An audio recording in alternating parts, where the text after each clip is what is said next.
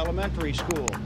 But really, there can be no final chapter, at least not for Brenda Spencer, who faces years of confinement, perhaps life, and certainly not for the families of her victims. Oke teman-teman, terima kasih telah mengklik video ini, dan kali ini narasumber pembuka akan membahas kasus kriminal lagi cuy. Nah kali ini kita akan membahas tentang psikopat lagi, yang mana kita terakhir kali ngebahas tuh tentang kasus yang ini gitu kan. Kasusnya si Salvador Ramos yang nembakin murid-murid sekolah dasar dengan membabi buta. Dan sekarang kita juga akan membahas tentang kasus yang hampir sama juga kayak kasus tersebut. Dan pastinya kasus ini nggak kalah menariknya juga untuk disimak. Karena alasan si pelaku pada kasus ini tuh cukup apa ya, bisa dibilang gila ya untuk takaran orang-orang normal pada umumnya. Dan kasus ini tuh terjadi pada tahun 1979 teman-teman. Yang dilakukan oleh seorang gadis bernama Brenda Ann Spencer yang kala itu masih berusia 16 tahun teman-teman. Dia melakukan penembakan di SD Grover Cleveland di San Carlos, San Diego. Lebih tepatnya pada tanggal 29 Januari. Nah, bagaimana kasus ini bisa sampai terjadi dan apa alasan atau motif dari si Brenda Spencer tersebut? Mari kita bahas. Tapi sebelum itu seperti biasa buat teman-teman yang belum subscribe, kalian wajib subscribe channel ini terlebih dahulu, nyalain notifikasinya juga biar teman-teman tahu kalau misalkan ada video terbaru dari channel ini.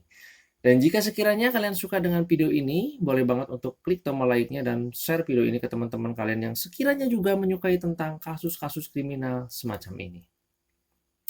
Oke, langsung saja. Inilah narasumber From Google.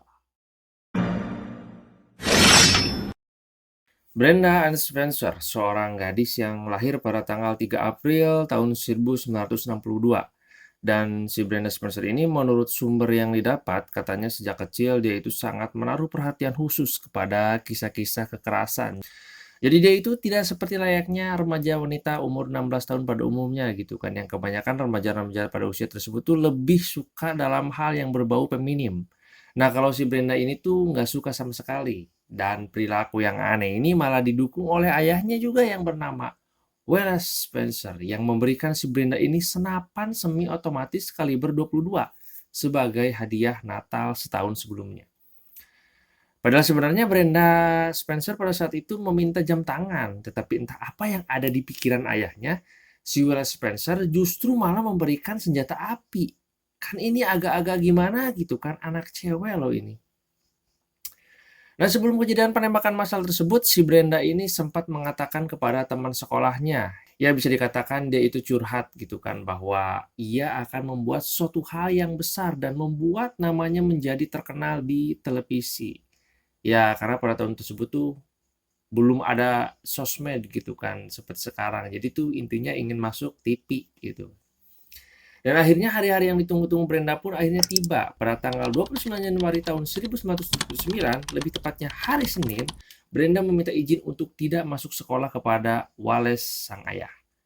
Tanpa menanyakan alasan kenapa sang anak nggak mau sekolah, si ayahnya ini seolah nggak peduli dan nggak mau tahu dengan alasan kenapa sang anak izin nggak masuk sekolah. Dia malah pergi keluar entah mau kemana. Ya bisa dibilang emang benar-benar nggak perhatian lah sebagai orang tua gitu kan. Nah, lalu kemudian sebelum jam 8 pagi, anak-anak SD mulai tuh berdatangan dan berbaris di luar sekolah dasar Grover Cleveland di San Diego, California. Mereka sedang menunggu kepala sekolah untuk membuka gerbang sehingga mereka bisa masuk ke dalam. Lalu di seberang jalan, Brenda Ann Spencer mengawasi mereka dari rumahnya yang kebetulan rumah si Brenda Spencer ini berdekatan dengan sekolah dasar tersebut. Sebuah rumah bobrok yang penuh dengan botol-botol alkohol gitu kan. Namun udah kosong dan satu kasur yang ditempati bersama ayahnya. Nah, tak lama kemudian kepala sekolah pun tiba dan saat anak-anak tersebut berbaris di luar gerbang mau masuk ke dalam, Brenda tanpa aba-aba langsung mengeluarkan senapan semi otomatis kaliber 22 miliknya. Kemudian dia mengarahkannya ke luar jendela dan mulai menembak ke arah murid-murid tersebut. Kepala sekolah yang bernama Burton Wright mencoba membantu anak-anak untuk bisa cepat melewati gerbang bersama seorang penjaga sekolah yang bernama Mike Sanchar. Namun naas nasib mereka berdua malah terbunuh saat mencoba menarik seorang siswa ke tempat yang aman. Dan untungnya anak-anak tersebut tidak ada yang tewas, teman-teman, akibat kegesitan polisi yang bertugas pada saat itu menggunakan truk sampah sebagai perisai untuk melindungi para murid tersebut.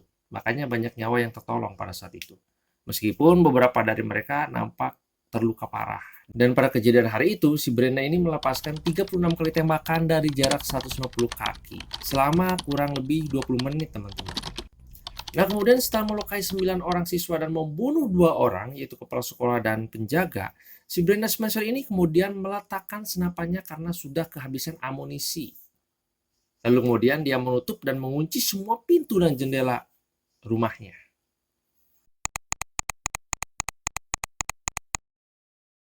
Pasukan bersenjata khusus kepolisian langsung dikerahkan untuk melumpuhkan Brenda Spencer.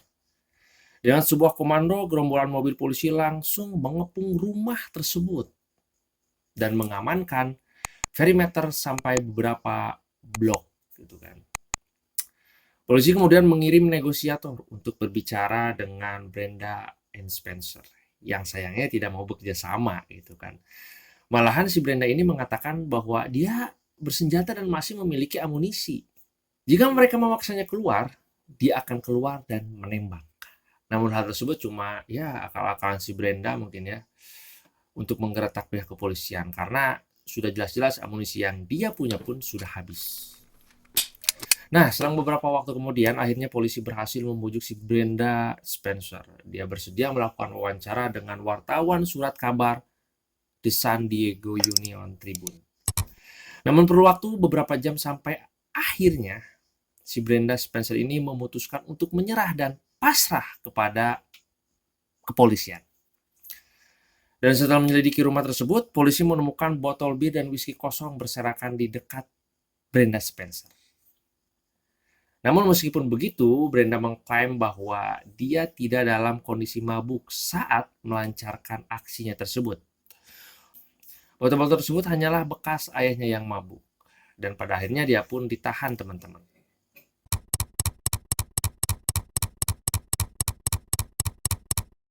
Nah, kehidupan si Brenda ini pun perlahan-lahan mulai terkuak, teman-teman, setelah polisi melakukan interogasi. Dan ternyata si Brenda Spencer ini menjalani kehidupan yang cukup kelam, teman-teman, karena orang tuanya harus berpisah sewaktu ia masih kecil, broken home. Ia pun tinggal bersama dengan ayahnya, Wallace Spencer. Dan diketahui kehidupan keluarga Brenda Spencer ini pun hidup di bawah garis kemiskinan. Nah, fakta yang mencengangkan pun terungkap, teman-teman, bahwa sejak kecil ia kerap kali mengalami kekerasan dari sang ayahnya. Dan karena hal itulah si Brenda pun tumbuh menjadi gadis yang tertutup, jarang bicara, dan jarang bersosialisasi juga. Padahal ia begitu ahli di bidang fotografi dan pernah memenangkan lomba fotografi yang diadakan oleh komunitas sosial. Konyolnya saat diinterogasi oleh polisi gitu kan, si Brenda Spencer ini melakukan penembakan massal tersebut karena dia benci hari Senin, teman-teman. Benci hari Senin. Gokil. Ia ingin hari Senin tuh berwarna dan warna favorit si Brenda itu warna biru. Oleh karena itu ia membidik siswa yang memakai jaket bulu berwarna biru. Brenda mulai menarik pelatuk senjata api dan membidik siswa-siswi yang sedang berbaris di depan sekolah tersebut. Sasaran pertama atau sasaran utama si Brenda ini adalah siswa yang menggunakan jaket berbulu warna biru tersebut. Gokil, ini gak suka hari Senin itu kan. Dia menuturkan sangat amat menikmati sekali perbuatan brutalnya. Ia mengibaratkan korban sebagai bebek yang sedang berkerumun di kolam. Mereka, para korban itu kan seperti kawanan ternak yang berkumpul, benar-benar target yang gampang ditembak, kata si Brenda dengan riang waktu lagi diinterogasi. Dari sini kita sudah benar-benar melihat betapa psikopatnya si anak itu gitu kan.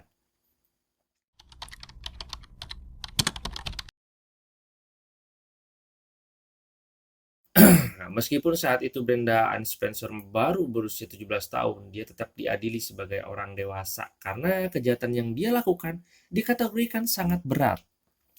Dia didakwa dengan 2 tuduhan, yaitu pembunuhan dan penyerangan dengan senjata mematikan, di mana dia mengaku bersalah dan dijatuhi hukuman seumur hidup. Dan selama persidangan terungkap bahwa si Brenda ini telah mencoba menembak SD Grover Cleveland 1 tahun sebelumnya, ya kan. Pernah gitu kan.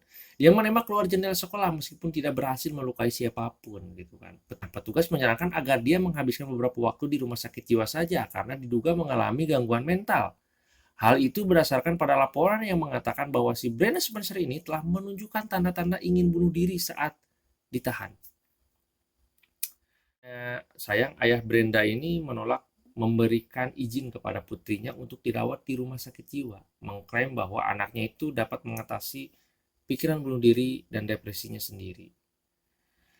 Dan dalam sebuah interogasi, Brenda Spencer ini sempat berkata, "Aku tidak pernah meminta dibelikan senjata, tapi ayah memberikan aku senjata. Aku rasa ayah ingin aku bunuh diri." Atas keterangan itulah pengacaranya pun berargumen bahwa pengacara si Brenda ini ya, bahwa perlakuan yang dia terima dari ayahnya adalah alasan dari tindakan kekerasan yang tidak masuk akal tersebut. It's something I can answer at this time, after 30, 40 years. Meskipun begitu, argumen tersebut tidak sebanding dengan 2 orang korban yang meninggal karena perbuatannya tersebut. Dan pada akhirnya, dia tetap dipenjara. Bahkan sampai hari ini, pengajuan pembebasan bersyarat yang diajukan untuknya selalu ditolak karena alasan satu dan lain hal, teman-teman.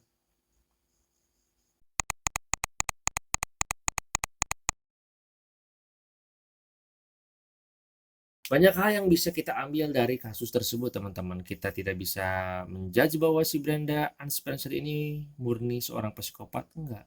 Tapi kita juga tidak membenarkan apa yang dia lakukan juga. Karena keadaanlah yang membuat si Brenda ini menjadi psikopat. Broken home dari sejak kecil, menerima kekerasan dari orang yang sepatutnya bisa menjaga dia, yaitu sang ayah gitu kan. Karena faktanya sang ayah juga ikut andil dalam membuat monster dalam diri Brenda Spencer ini muncul. Terlebih lagi dia memfasilitasi sang anak yang notabene seorang gadis diberi sebuah senapan. Kan ini emang rada-rada gitu kan ayahnya juga. Harusnya sih sang ayah juga ikut ditahan, teman-teman. Tapi ya pembelian senjata tuh di Amerika emang dari dulu udah legal. Sama seperti kasus si Salvador Ramos. Andai kata dia tidak bisa mengakses pembelian senjata, maka kasus Texas school shooting pun tidak akan pernah terjadi, teman-teman. Namun terlepas dari apapun yang telah dilakukan Brenda Spencer, poinnya adalah keadaan mental diri yang tidak terkendali akibat suatu kebencian. Bagaimana berdamai dengan diri sendiri untuk tidak membenci sesuatu? Bagaimana kontrol diri dan kesehatan mental menjadi hal yang harus dijaga agar tidak menghancurkan diri sendiri dan orang lain. 2 hal tersebut. Kasus depresi tersebut bisa menjadi krisis kesehatan yang harus ditangani dengan amat serius. Apa yang terjadi di dalam diri Brenda? Apa benar karena depresi akut menyebabkan ia membabi buta hingga berkeinginan membunuh orang lain? Logikanya di luar sana banyak orang yang mengalami depresi tetapi tidak nekat melakukan hal sekeji itu, ya kan? Nah, kasus Brenda Ann Spencer ini adalah suatu bukti tentang betapa pentingnya parenting bagi orang tua. Mungkin ini adalah salah satu esensi poin penting yang bisa kita ambil dari kasus tersebut. Dan sampai saat ini, Brenda Spencer pun ditahan di Lembaga Permasyarakatan California untuk Perempuan. Dia sekarang berusia 60 tahun dan belum menjalani pembebasan bersyarat. Gimana nih kalau menurut kalian tentang kasus ini? Boleh banget teman-teman tinggalkan opini kalian di kolom komentar ya. Segitu aja konten kali ini. Jangan lupa like, comment, dan subscribe. Sampai jumpa di konten selanjutnya. See you.